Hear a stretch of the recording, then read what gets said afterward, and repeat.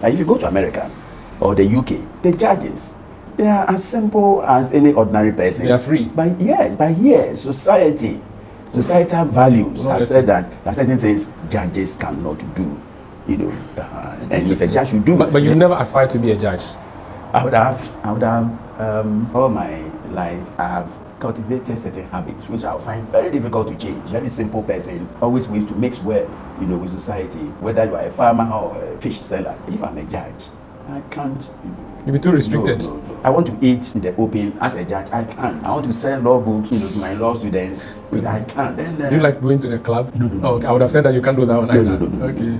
Yeah, hello family, you are welcome to Match or Bid Original. Please don't forget to subscribe to this channel. Thank you for watching. If with all the experience you have, 40 years being a lawyer, you would make a good judge. Have you ever thought of going there, or because these are things that have to be appointed, you're just there, you're appointed, fine? Well, the law is developed by members of the profession, by basically judges and legal practitioners. So because through the industry of legal practitioners, the bench is strengthened, and therefore, what legal sources will bring to their attention is what they use. The judges who are not adept to their vocation and want to rely on the authority that lawyers will cite. Then there are the judges who do their own homework, regardless of whatever contribution the lawyers may make. So you have that type. That is why judges are often categorized the bold ones and the timorous souls. The bold ones go for the gold. The timorous ones recoil. And watch the gallery. Yes. But you've never aspired to be a judge. I would have gotten elevated to the High Court. In fact, Rollins invited me in August 1991. I accepted, but subsequently I had to change my mind, because of my mentor, Mr. Darocha, who thought, that I could make a much more significant contribution to the development of the law as a practicing lawyer and legal educator rather than on the bench. Okay. So I changed my mind, on the day that I was to submit my application, to J.J. Rollins through the late, we used to call her Big Madam, Mrs. Aniji Age. Okay. She found me to be legal material worth going on to the bench, but because I changed my mind, then Akuffo in 2001. So if I had been interested, I would have been elevated to the Supreme Court. But you said no again. All my life, I have cultivated certain habits which I find very difficult to change. Very simple person, very humble person. I always wish to mix well, with society. Not regardless of whether you are a farmer or a driver or a lawyer or fish seller. If I'm a judge, I can't. You'll be too restricted. No. I want to eat in the open as a judge. I can't. I want to sell law books, to my law students, but I can't. And then. Do you like going to the club? No. Oh, okay. I would have said that you can't do that one. No. Okay. That one. So the restrictions were too many for you. You felt you sometimes be caged. You want to go out, to eat banku or gari, and then people will come. They don't want to judge, crowd gari, that sort of thing. So the limitations. Okay. They don't encourage one. If you go to America or the UK, the judges, they are as simple as any ordinary person. They are free. By years, societal values have said that there are certain things judges cannot do.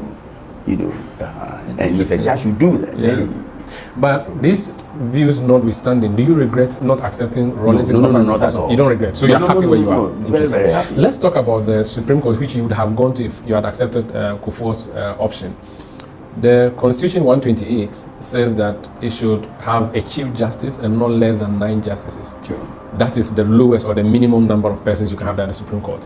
However, the Constitution does not give us a cap on how many, what the number of judges must be. It should not be beyond. Now, there's a view that this provision is being abused and that presidents over the years have been packing the bench for political reasons. What is your view of this? I agree with the school of thought. That is of the view that the capping of the Supreme Court, is to achieve or score political goals. Winner takes it all.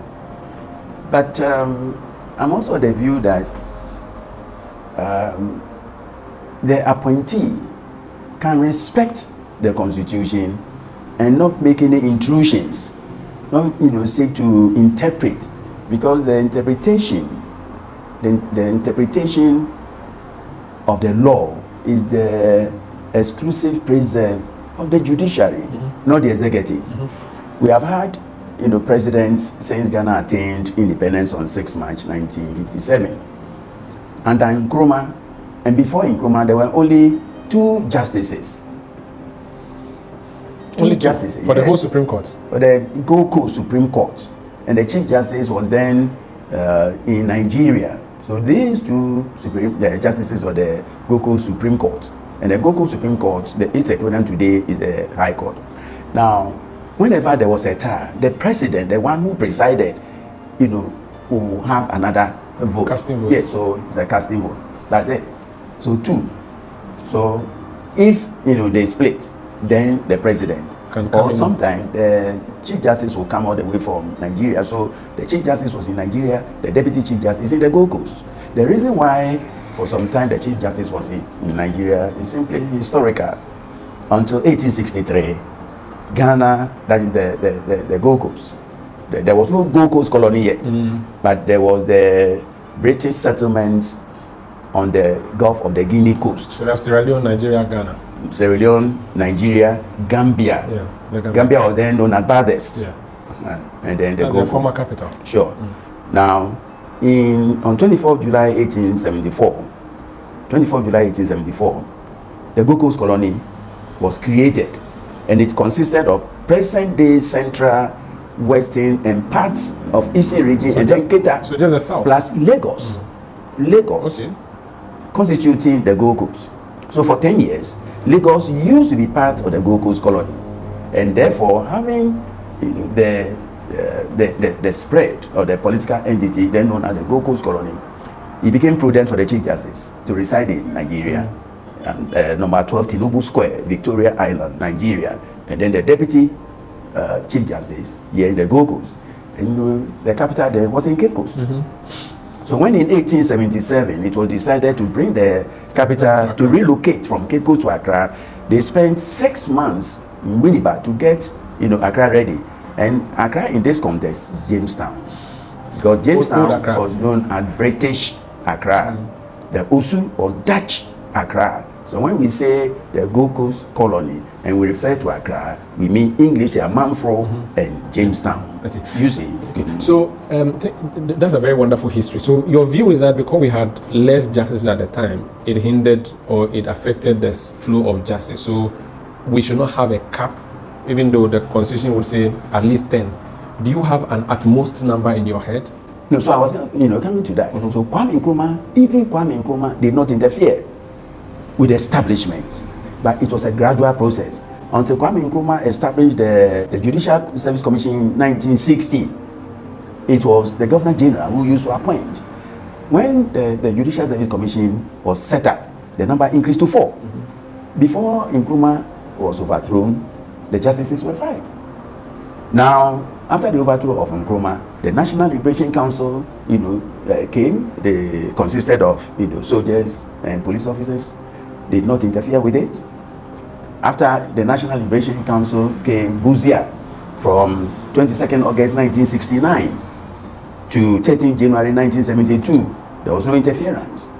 Then the National Redemption Council came from 13th January 1972 until June 4th, 1979. And all that time. So by the time we arrived for constitutional dispensation in 1992, there had been a history, you see, and each successive government, post-independence Ghana government, respected the number. And perhaps we've been influenced by the American practice.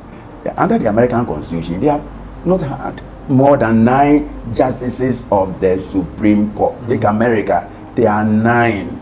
America, including the Chief Justice. Including the Chief Justice, and these 9 justices have worked tirelessly from 1776 to date.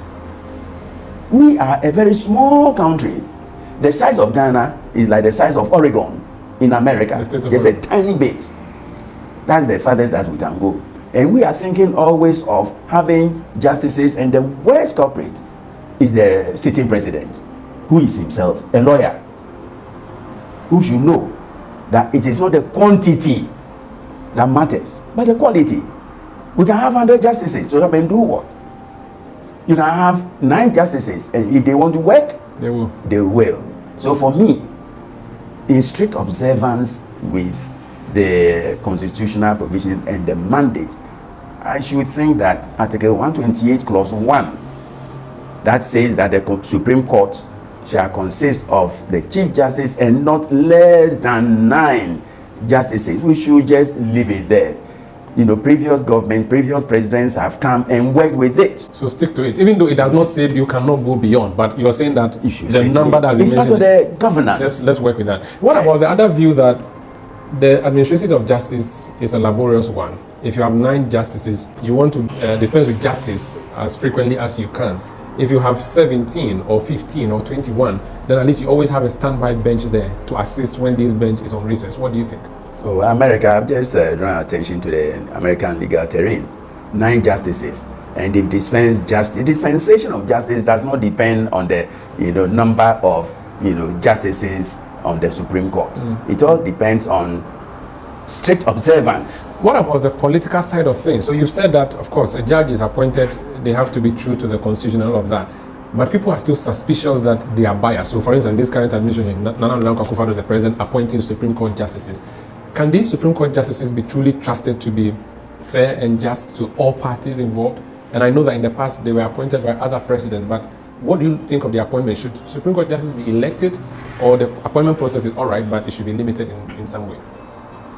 No, the appointment process, is all right. In America, some justices are elected. I've been to America. I spent 6 months, observing the American judicial and legal system. And I joined some of the justices on their campaigns and this. I don't think, we have the resources, to embark upon that journey. We should stick to what we have. The point I'm making is, Kwame Nkrumah appointed the first Ghanaian black Chief Justice, Sir Akuffo Addo, after independence. And Sir Akuffo Addo stuck to the Constitution. He looked Kwame Nkrumah in the face and told him he was unable to go along with what His Excellency Osagyefo, wanted him to do. He said, "I'll sack you." He said, "Sack me, if that is the price I have to pay for my loyalty and commitment to the Constitution." That is the kind of Chief Justice that we need. Yes. What about the mistrust, the growing mistrust in our current Supreme Court? If you follow social media, I'm not sure you do, but members of the NDC are calling the Supreme Court the unanimous FC. FC being a football club. Unanimous being the unanimous. First time. Yeah, okay. Unanimous means they unanimously agree with a lot of things that the government brings. But before your next question, please don't lose track of it. But I agree with them 100%. I have myself, at my lectures, suggested to my students and complained that I am against this unanimity that we have a Supreme Court, be they 7 or 9, they are always in added. Yes, they are always added them. What sort of jurisprudence is that? Don't they have minds of their own? Even if they will be added them, let each of them express himself or herself variously. It shouldn't be the dictates of the Constitution, and not simply say the Chief Justice says so and so. I agree. I also agree. You want us to hear why they agree? Sure. So separate judgments, even if they support. Separate opinions. Okay. But there they don't give judgment; they deliver opinions. Okay. They deliver opinions. How can this mistrust be cured? It cannot be cured for so long as we all agree. We all agree. I've said this thing before, and I'll say it again on this occasion. When I was director of the law school, I used to participate in conferences that between the Chief Justices and the Attorney Generals. And that is how come I'm able to say that if you have a case against the government, you cannot win. You always lose, because the previous practice that I observed was that the Attorney General will come and brief the Chief Justice, and then they chart a common cause, before they go to court. And in certain, instances, on certain occasions, and this happened during the NDC era, they will even invite, certain persons and make them anonymous and take them to court. So the real people who went to court were not the litigants. Borrowed explain litigants. this, I don't understand. No. So, this culture, occurred during the NDC. Which one? Rollins NDC or Mills NDC? No, Rollins, and that resulted in page 28. You see, when page 28 was taken out of context. So what is that? Page 28, the Tommy Thompson and lawyer Kwaku Ansa-Asare, had been committed, to stand trial before for scandalizing the Supreme Court, and in the course of it, I think the Supreme Court, said that truth was not a defense, where, in defamation, so or in that, contempt. Yes, contempt of court. I drove Kwaku Ansa-Asare to Nsawam prison after that, conviction.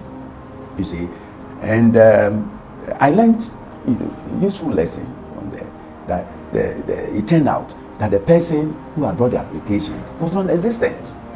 Okay. So they arranged somebody, who could suck up to what they were doing, and it's been going on. So this audience you talk about between the AG and the Chief Justice is not a healthy one at all. Is it something that was happening during the Akuffo era when you were director of school? No. With the Akuffo era, I can stick my neck out for Akuffo.